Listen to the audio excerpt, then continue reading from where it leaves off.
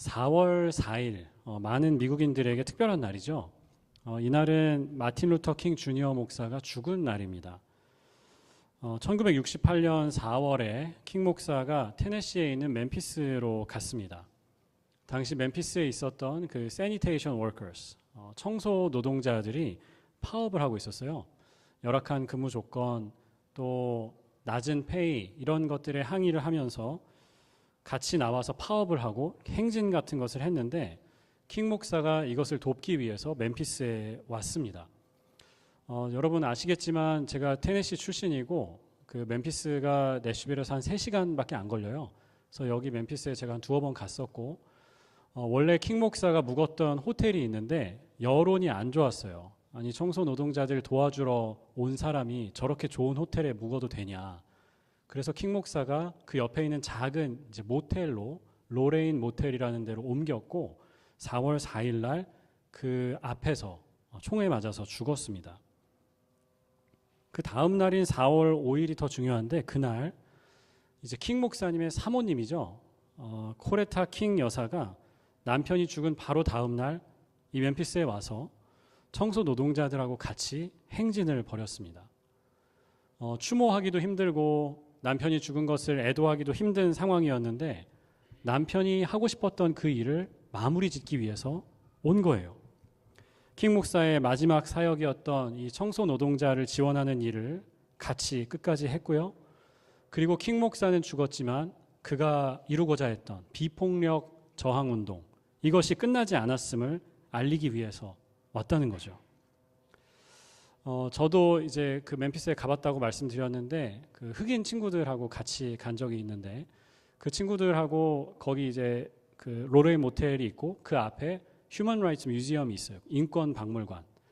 어떻게 그 우리 중세 넘어서 뭐 18세기, 17세기 이때 그 아프리카에 있는 사람들을 잡아다가 노예로 어떻게 했는지 이런 것들을 보여주는 굉장히 좀 잔인하고 무서운 그 박물관이 있어요.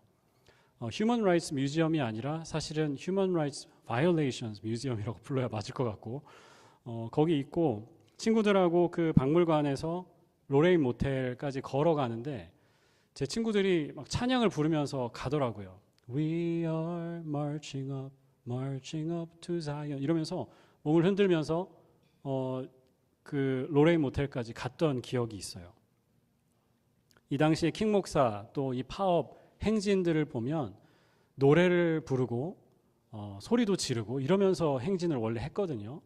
그런데 이날 4월 5일 날 코레타 킹 여사가 이끌었던 행진은 침묵의 행진이었어요. 오늘은 아무 말도 하지 말자. 아무 노래도 하지 말고 그냥 조용히 행진만 하자라고 했습니다. 한 2만 명 정도가 모였고 누구는 뭐 4만 명까지 모였다라고 이야기를 하는데 흑인들뿐만 아니라 킹 목사를 추모하는 다른 많은 인종의 사람들이 함께 모여서 이 마치를 했습니다. 세상의 어느 곳이든 마찬가지죠. 암살이나 전쟁, 국지 분쟁, 테러리즘 이런 일이 있을 때마다 그에 상응하는 혹은 그보다 더한 폭력 사태가 일어나요. 보복 공격이 일어나고 확대된 전쟁으로 번지기도 하고요. 어떤 사람들은 그게 하나님의 전쟁이라고 정당화하기까지 하죠. 성전, Holy War라고 하기도 하고 이게 똑같은 말이 이슬람 그 아랍어에서는 지하드라고 하는 거죠.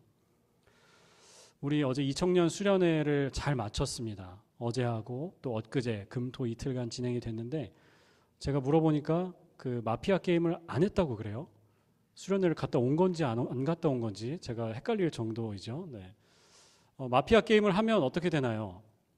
우리가 운이 좋아서 마피아를 찾아냅니다. 그래서 그 마피아를 죽여요.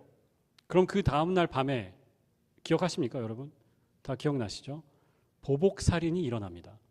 마피아가 죽은 것에 대항해서 시민이나 뭐 다른 역할을 하고 있는 사람이 한 명이 또 죽게 되어 있어요. 그런데 우리에게 필요한 것은 이 보복이 아니라 본때를 보여주는 것이 아니라 어쩌면 그 폭력의 충격을 흡수해버리는 침묵인지도 모르겠습니다. 오늘 종려주일입니다.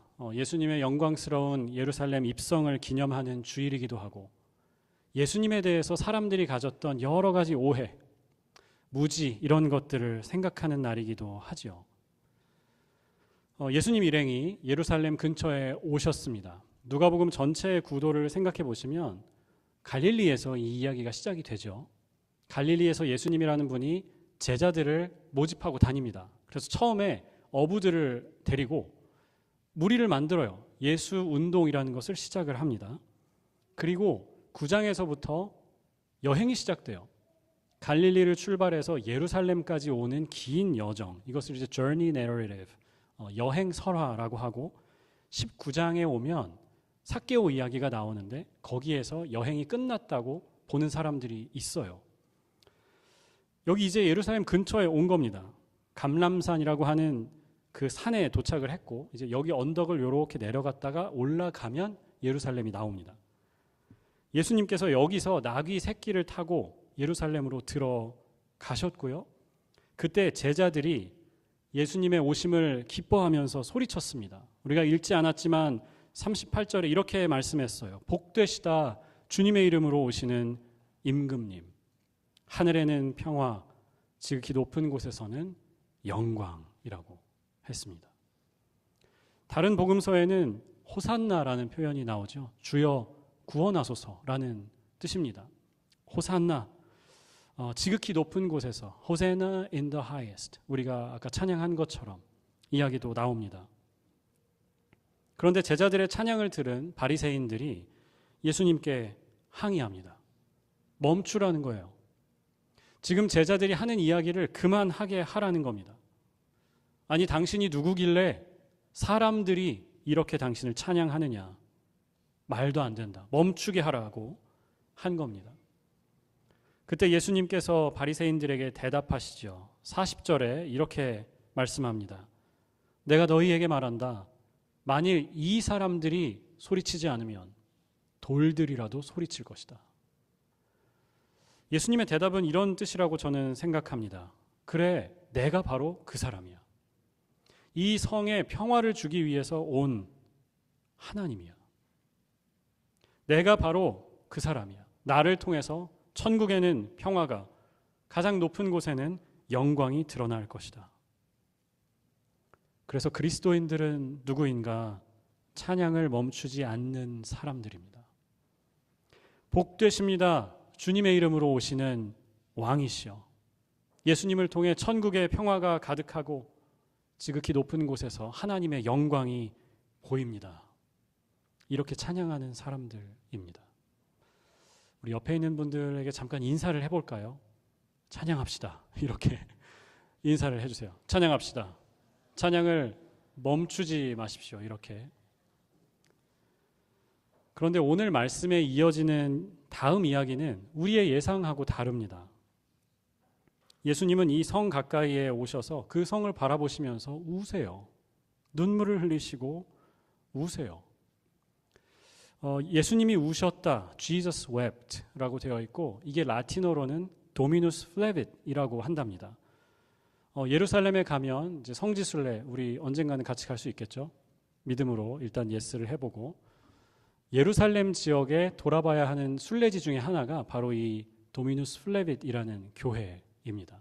예수님의 눈물 교회라고 하는 곳이에요.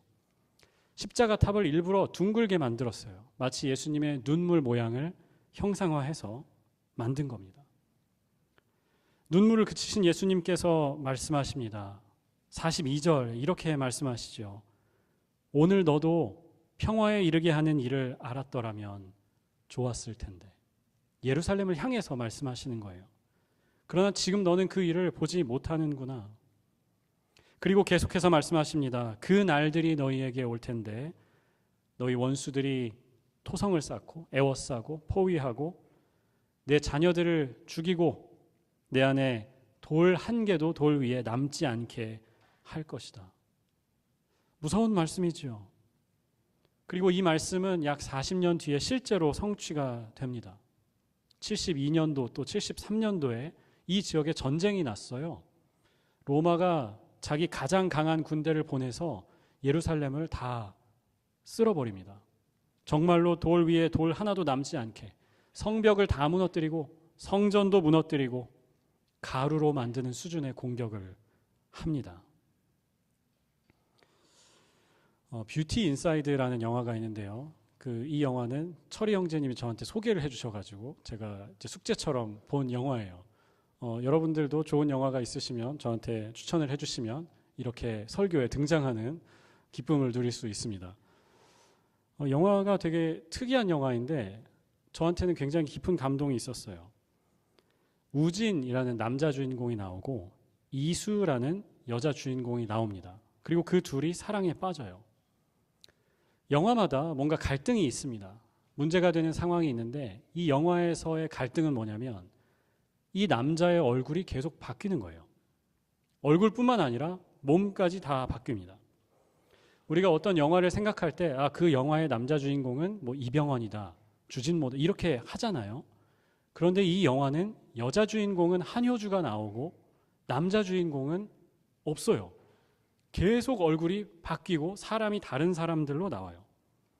제가 찾아보니까 123명의 배우들이 이 우진 역할을 연기를 했대요. 123명. 그중에 박서준도 나오고 유연석도 나오고 여자로도 변해요. 박신혜도 나오고 천우희도 나왔어요. 외국인으로 변하기도 하고 어린이로 변하기도 하고 노인으로 변하기도 해요.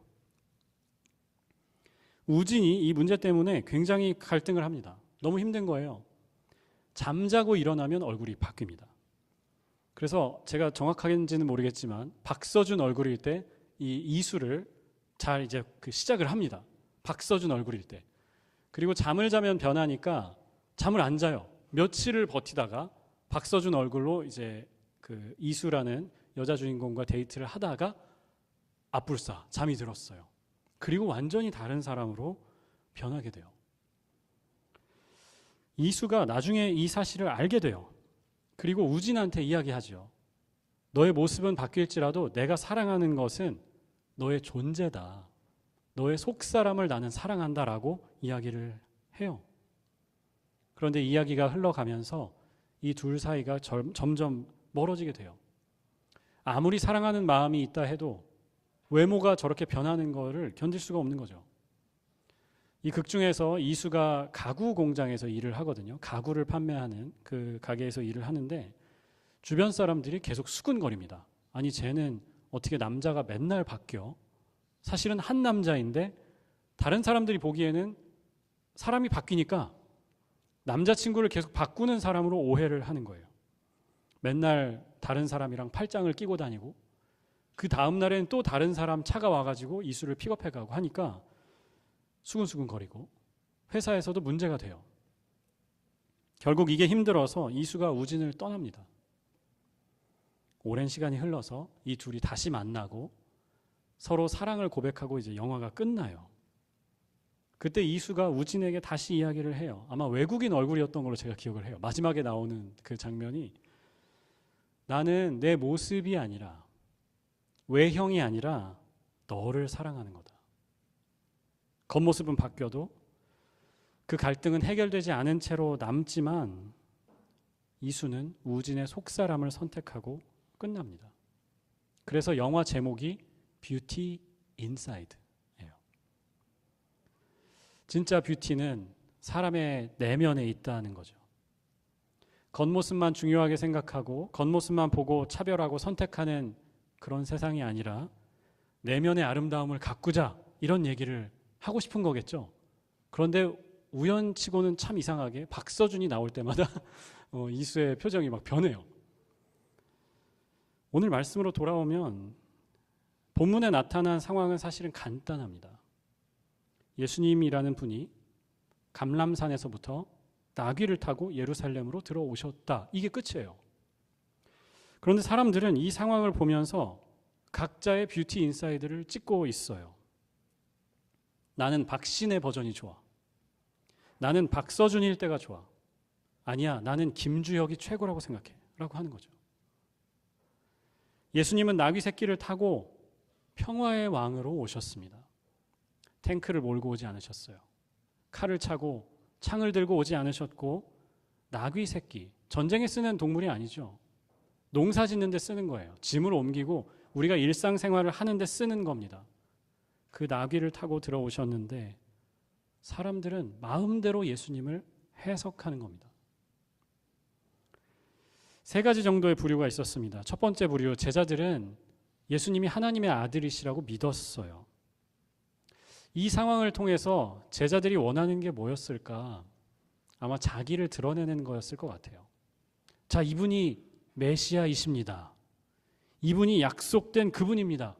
우리가 먼저 발견했어요. 여러분 잘 모르시겠지만 바로 이분입니다. 이 얘기를 하고 싶은 거죠. 우리가 이분의 이너서클, 그 모임의 멤버들입니다. 이 얘기를 하고 싶은 거예요. 두 번째 부류는 오늘 말씀에는 나오지 않지만 다른 복음서에 나오는 사람들입니다. 예루살렘의 주민들, 평범한 사람들. 예루살렘에 그저 평화가 왔으면 좋겠다라고 생각했던, 독립을 갈망했던 사람들이었을 겁니다. 저 지긋지긋한 저 로마인들 몰아내고 우리가 언제쯤 유대민족의 나라를 다시 세울 수 있을까? 메시아가 오시면 저 로마를 뒤집어 엎어버리고 우리를 정말로 구원하실 텐데, 우리의 구원자 in this sense, 그런 메시아가 오셔야 하는데, 그래서 이분이 들어오시는 것을 보고 이분인가 보다 하고 환영했던 사람들이 있었을 겁니다. 제자들 중에도 그런 마음을 가진 사람들이 있었을 거예요. 자, 예수님이 가서 이 체제를 엎어버리면 나도 한 자리 할 수 있다 생각했을 거예요. 이런 사람들에게 예수님이 들어오신 이 예루살렘, 이 사건은 선전포고 같은 거죠. Declaration of War 정도가 되는 거예요. 자, 나와, 우리 싸우자. 우리가 예수님을 모시고 왔다. 어릴 때 놀이터에서 놀다 보면 같이 놀다가 이제 삐져가지고 집에 가는 친구가 있었어요. 그 친구는 어김없이 자기 큰 형을 데리고 와요. 우리 형을 데리고 왔다. 그 사람들 혹은 제자들 중에도 이런 마음을 가진 사람들이 있었을 거예요. 저 로마가 우리를 괴롭히는데 예수님이 이 세상을 바꿔주길 바라는 사람들이 있었을 거예요. 한국에 예전에 에쿠스라는 차가 있었습니다. 여러분 기억하십니까? 에쿠스라는 제일 비싼, 현대가 만드는 차 중에 가장 좋은 차였어요.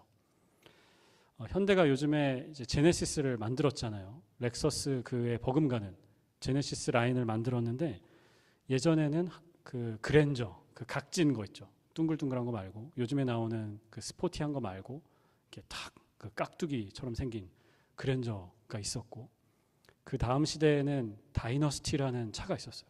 이 차를 몰고 다니면 이제 왕조를 몰고 다니는 차가 있었고, 그 다음이 에쿠스라는 제일 큰 차가 있었습니다. 이 에쿠스라는 말이 라틴어로 horse, 말이라는 단어예요. 말. 우리가 동물을 분류할 때 말과, 이제 텍사노미라고 하죠. 그 말과를 영어로 에퀴데이라고 한답니다. 이 에쿠스라는 말에서 와서 에퀴데이가 된 거죠. 이 에퀴데이, 말과에 속하는 동물들이 말도 있고 얼룩말도 있고 뭐 노새, 그 당나귀 이런 것들이 들어갑니다. 지금 예수님은 나귀를 타고 평화의 상징으로 들어오시는데, 어떤 사람들은 이게 지금 하얀 개선장군이 타는 말로 생각을 하는 거예요. 우리가 이겼어. 드디어 전쟁이 일어날 것이고 예수님이 저 로마 놈들을 다 엎어주실 거야 라고 생각한 사람들이 있었어요. 한편 바리새인들, 세 번째 부류가 있었는데, 이 상황이 못마땅한 사람들이 있었습니다. 스가랴 9장에 가면 메시아에 대한 예언이 나옵니다. 9장 9절에 이렇게 되어 있습니다. 도성 시온아 크게 기뻐하여라. 도성 예루살렘아 환성을 울려라. 환호하는 소리를 올리라는 거죠. 내 왕이 내게로 오신다. 그는 공의로우시고 구원을 베푸시는 왕이시다. 그는 온순하셔서 나귀, 곧 나귀 새끼를 타고 오신다. 바리새인들은 이 말씀을 알았습니다. 잘 알고 있었어요. 그래서 예수님이 나귀를 타고 들어오실 때 바리새인들이 무슨 생각을 했을까? 아니, 지금 저 사람이 메시아 코스프레 하네. 아무것도 아니면서 말씀에 나온 대로 일부러 어린 나귀를 구해가지고 타고 들어오고 있네? 라고 생각을 했을 거예요. 그래서 화가 난 겁니다. 사람들이 지금 예수님을 향해서 여기 스가랴 9장 9절 말씀처럼 크게 기뻐하고 환성을 올리니까 싫은 거예요. 아니야. 저 사람은 아니야. 그래서 예수님을 시켜서 제자들을 꾸짖어 달라고 한 겁니다. 그런데 예수님이 진짜 원하셨던 뷰티 인사이드는 뭐였을까? 피스 인사이드 였습니다. 힘으로 얻는 파워 인사이드 아니고요. 나약한 평화도 아니었습니다. 창조주 하나님이 자기를 다 바쳐서 이루는 평화였어요. 우리의 죄와 연약함을 다 담당하시면서 우리에게 허락해 주신 자유였어요. 그런데 예수님이 예루살렘이 원한 것은 힘이었어요. 능력이었어요. 영향력이었고 기적이었어요. 그래서 예수님이 우신 거죠. 42절에 아까 말씀드렸지만 제가 의역을 해보면 평화에 이르는 길이 여기 있는데 너는 그것을 원치 않는구나 라고 하신 겁니다. 그래서 우셨어요. 피스 인사이드를 거부하고 뷰티 인사이드를 싫어하는 사람들, 파워 인사이드를 원하는 사람들을 보시면서 진짜 좋은 것을 버리고 잘못된 것을 원하는 사람들을 보시면서 우셨습니다. 스가랴 9장 10절에 이렇게 말씀했습니다. 우리가 아침에 오늘 아까 예배 시작 때 읽은 교동문도 이 말씀이었어요. 내가 에브라임에서 병거를 없애고 예루살렘에서 군마를 없애고 활과 창을 없애겠다. 그 왕은 이방 민족들에게 평화를 선포할 것이고 그의 다스림이 이 바다에서 저 바다까지 유프라데스 강에서 땅 끝까지 이를 것이다. 예수님은 평화의 왕으로 오셨습니다.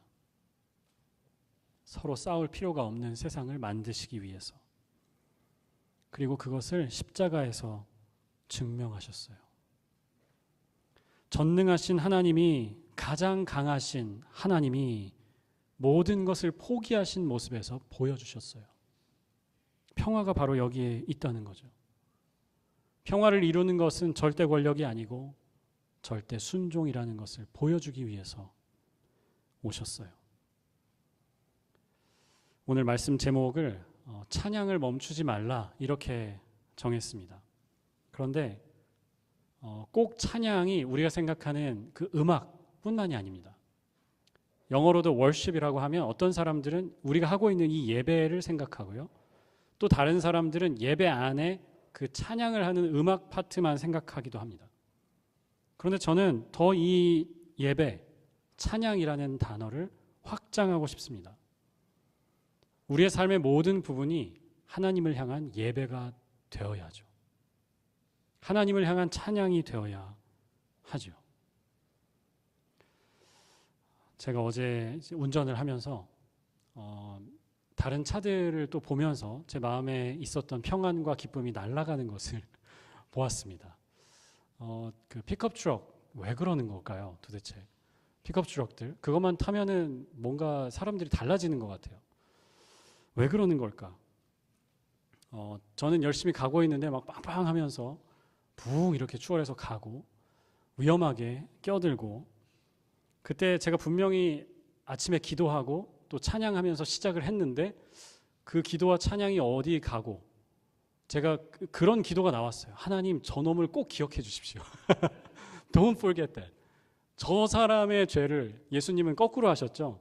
저들의 죄를 기억하지 말아달라고 하셨는데 저는 no. 저 꼭 반드시 기억해 주십시오. 저 죄를 꼭 물어주십시오. 라고 기도가 나오더라고요. 운전대 뒤에서도 예배해야 합니다. 아멘이시죠? 아멘이시죠? 운전대 뒤에서도 예배해야 하고요.